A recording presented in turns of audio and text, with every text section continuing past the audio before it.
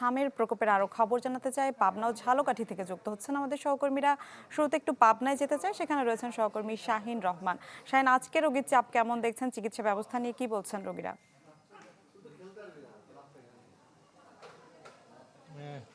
এখন পর্যন্ত পাবনা জেনারেল হাসপাতালের বর্তমান যে চিকিৎসা সেবা সেটি নিয়ে আসলে রোগীদের যে অভিযোগ সেটি কিন্তু বরাবরের মধ্যেই করে আসছেন।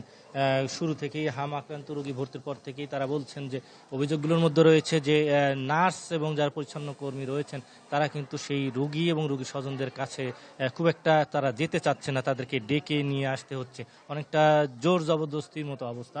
এই বিষয়টি নিয়ে আমরা হাসপাতালের সহকারী পরিচালকের সঙ্গে কথা বলেছি। তিনি জানিয়েছেন এমন কোনো অভিযোগ তারা পাননি, পেলে এই বিষয়টি নিয়ে তারা খতিয়ে দেখবেন এবং যারা এই কাজে যারা এমনভাবে জড়িত আছেন তাদের বিরুদ্ধে ব্যবস্থা নেবেন। আরেকটি তথ্য জানাতে চাই, গত 24 ঘন্টায় পাবনা জেনারেল হাসপাতালে নতুন করে হামে আক্রান্ত হয়ে 20 জন রোগী ভর্তি হয়েছেন, অর্থাৎ এই আক্রান্তের হার 24 ঘন্টায় এটি সবচেয়ে বেশি গত কয়েকদিনের ব্যবধানে। এবং বর্তমানে পাবনা জেনারেল হাসপাতালে হামে আক্রান্ত হয়ে রোগী ভর্তি রয়েছেন 41 জন এবং গত এক সপ্তাহে আক্রান্তের সংখ্যা 73 জন। আর আজকে যে টিকাদান কর্মসূচি সারা বাংলাদেশের 30টি উপজেলায় শুরু হলো, তার মধ্যে পাবনাতেও রয়েছে। পাবনা জেলার 4টি উপজেলায় এই হামে আক্রান্ত রোগীদের এবং যারা রয়েছেন টিকাদান কর্মসূচির আওতায় তাদেরকে নিয়ে আসা হচ্ছে। এবং সকাল 9টা নাগাদ পাবনা সদরের চরঘোষপুর টিকাদান কেন্দ্রে সেখানে এই টিকাদান কর্মসূচির উদ্বোধন করেছেন স্বাস্থ্য সেবা বিভাগের সচিব কামরুজ্জামান চৌধুরী। এবং তিনি বলেছেন যে তাদের কাছে পর্যাপ্ত আসলে টিকা রয়েছে এবং টিকার কোনো সংকট এখন পর্যন্ত নেই এবং তারা এই বিষয়টি নিয়ে সারা বাংলাদেশে যারা টিকা নেবেন তারা সহজে নিতে পারবেন এবং টিকার নিয়ে আসলে হতাশ হওয়ার কিছু নেই।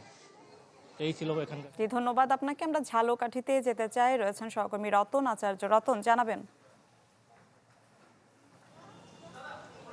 মিলা, আপনি জানেন ঝালকাঠির 4টি উপজেলা রয়েছে। সেই 4টি উপজেলার মধ্যে ঝালকাঠির যে নলছিটি উপজেলা রয়েছে সেই নলছিটি উপজেলা কিন্তু আসলে এই হামের হটস্পট হিসেবে গণ্য করা হয়েছে। সেই কারণেই কিন্তু আজ দুপুর 12টার দিকে বিএনপি চেয়ারপারসনের উপদেষ্টা ডাক্তার জিয়াউদ্দিন হায়দার এই জরুরি যে টিকাদান কর্মসূচি সেই টিকাদান কর্মসূচি উদ্বোধন করেন।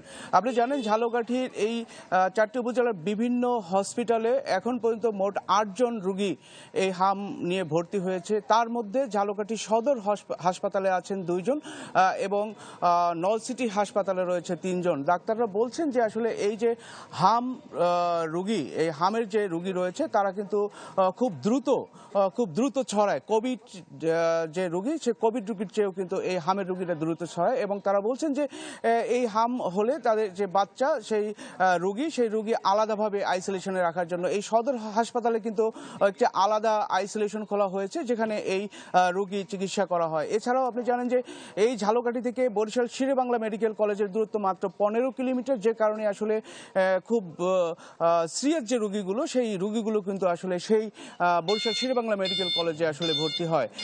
এছাড়াও এখানে আজকে যে টিকাদান কর্মসূচি হয়েছে সেখানে 1200-এর অধিক বাচ্চাদের টিকা দেওয়ার কথা রয়েছে। চিকিৎসকরা বলছেন যে আসলে এই কোভিড যে কোনো মানুষেরই হতে পারে, তবে বাচ্চাদের এটা বেশি হয়। তো এই ছিল ঝালকাঠি থেকে আমার কাছে সর্বশেষ। মিলা, জি, ধন্যবাদ আপনাকে। হামের উপসর্গ নিয়ে হাসপাতালে আসা রোগীদের সংখ্যা বাড়ছে, এ নিয়ে জানাতে পাবনা ঝালকাঠি থেকে যুক্ত হয়েছেন আমাদের সহকর্মীরা।